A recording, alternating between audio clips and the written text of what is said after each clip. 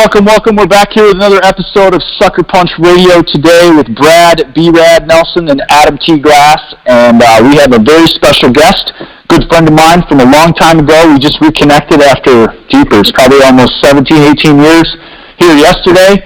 And welcome to the show, Mr. Josh Schleissner. And he goes by Coach Slice to make it easy for me to pronounce. So what's up, man? How you doing? I'm doing great. Yeah, that's my last name's it's tough to get down. On paper, it looks like something completely different, and there's only maybe one or two people walking the earth that, upon meeting me the first time, actually got my name right, or at least in the ballpark. So, yeah, Slice was a nickname that it's funny, I actually got that nickname when I was in the 4th grade. My PE teacher gave it to me. I'll never forget his name, Mr. Stroh. And he couldn't say my last name to save his life, and Slice came out, and he said it. Everybody was like, that's a great nickname. Stuff. And it goes with me wherever I go. Either people hear it first, and then, they'll call me that, or else they'll just figure it out on their own. So I think people know me by Coach Slice or just Slice more than they actually know my first name. So, hey, when our mutual friend Mike introduced us the first time, I don't even think I knew your first name for probably a year or two. I get you about Slice. Yeah, for sure. And you know what's funny is I got 3 younger brothers, and 2 of them are musicians, and there's another one that he played college football and played a little pro after, and that was his nickname too, was Slice, and then that was my dad's nickname in high school, was Slice. So It's just kind of runs in the family. So there you go. Love it. Yeah. So man, we're excited here. We're going to talk today. We're going to talk jumping, as probably more specific to track, so long jump, triple jump, that type of thing. But I mean, before we get to that, Adam and I like to dive into your background story and kind of some of the things you told me yesterday. But talk about the sports you played, how you grew up, that kind of mentality, what kind of household you grew up in, and then we'll just go along that path and see where it takes us. Yeah, sure. So I'm from Minnesota. I was born and raised there. My family moved away when I was going into high school, but we lived outside of the Twin Cities. I was born in the Twin Cities. We lived outside. After a couple of years, we moved away and got a dairy farm about an hour west, kind of more toward St. Cloud off of Highway 94, if you're familiar with that area. I grew up out of town there, and I think the first sport that I got involved with was hockey, because Minnesota's a hockey state. Played Pee-wees for a little while, and kind of that's the first time I really tasted any competition.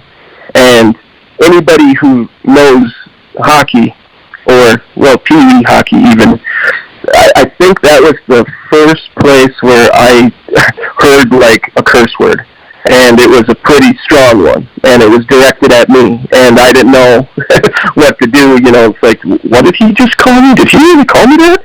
And then so you kind of learn to talk trash a little bit, and then you get home and you get scolded. You get your mouth washed out with soap because you just repeated what you heard on the ice. So. That was kind of my first taste of competition. And then, I don't know, hockey's kind of an expensive sport, so the folks were like, hey, let's do something else. So, I got into, basketball, and I think I tried wrestling out a little bit, when I was younger. And anyway, we didn't have actual contact football till 7th grade, so that was the first time that I got to put on pads, was 7th and 8th grade. So when we ended up moving away, and unfortunately my parents split. My dad kind of left town right in the middle of a move, so it kind of put us in a really hard spot financially. And that was a tough time. And I started figuring out I was pretty athletic, because I had a, athletic background. My family was athletic.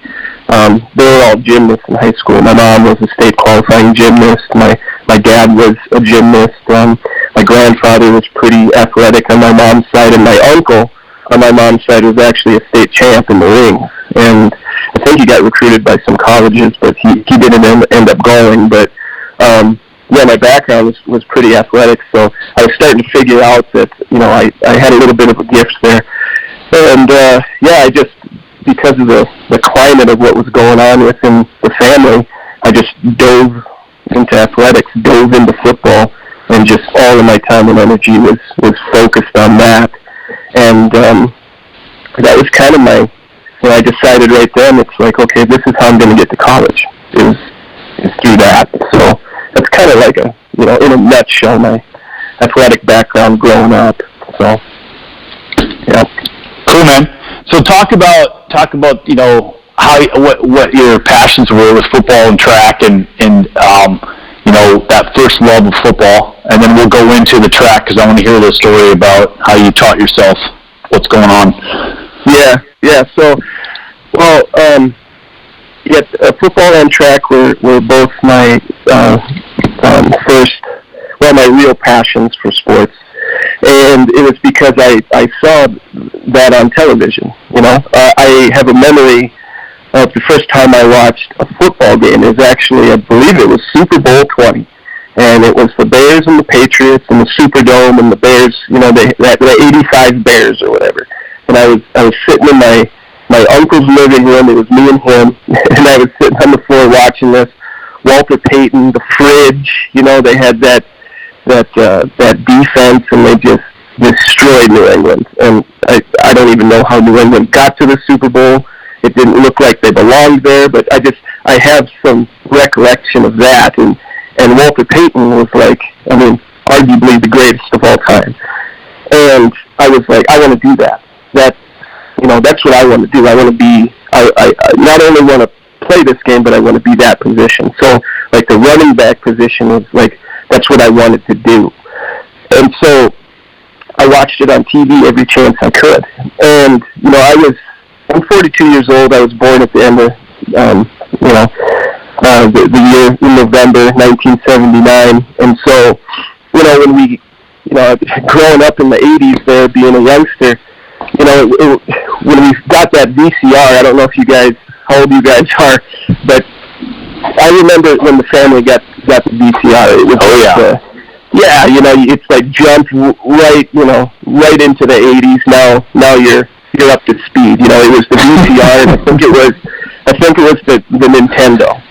Got the Nintendo for Christmas and Super Mario Brothers, Duck Hunt. Now life was good. Okay. Well, what I used to do is I figured out how to record everything on TV with the cassette tapes. So anytime a football game came on, I'd throw in a cassette tape, and it didn't matter what it was. It could have been, a family event that had been recorded, or just some throwaway video, whatever.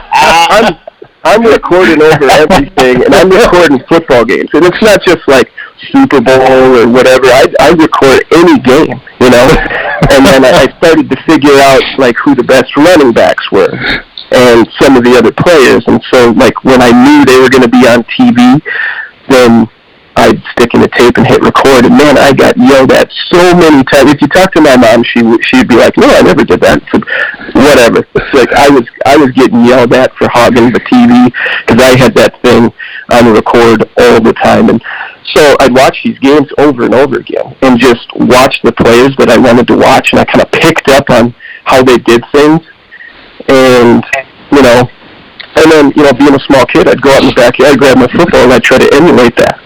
And, and the same with track and field. And that's the first time I saw long jumping. That's the first event that I saw out of any track and field event was long jump, because I turned on the TV and I saw Carl Lewis and Mike Powell going head-to-head, because they were, back then, they weren't showing the entire competition. They were showing the Americans, And nowadays you can jump on YouTube or you can live stream anything and watch an entire event, from start to finish. And, you know, even in other languages, if, you know, you dig hard enough. But, you know, that's kind of the first time I saw track and field on TV, around that time. And long jump was the first event I saw. I don't even think I knew what triple jump was until a few years later. Nor did I care, but, you know, I was just seeing these guys jump, you know, the length of school buses, and it was like, whoa, I want to do that, you know.